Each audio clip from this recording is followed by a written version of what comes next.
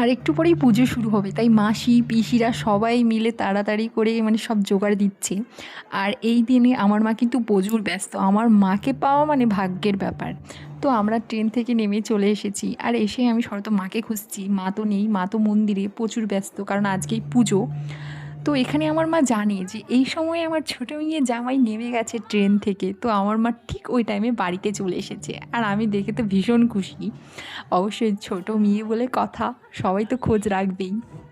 তো এখানে মানে আমার মা বলছে যে ২ বছরের মাথায় জামাইয়ের এইবার সৌভাগ্য হলো তাহলে পুজো দেখার। সবাই বলছে, আমি তো বলছি হ্যাঁ এই বছর কী বলবো, মা না ডাকলে তো আর আসা যায় না। তো সবাই ভীষণ খুশি, আমি তো ভীষণ খুশি।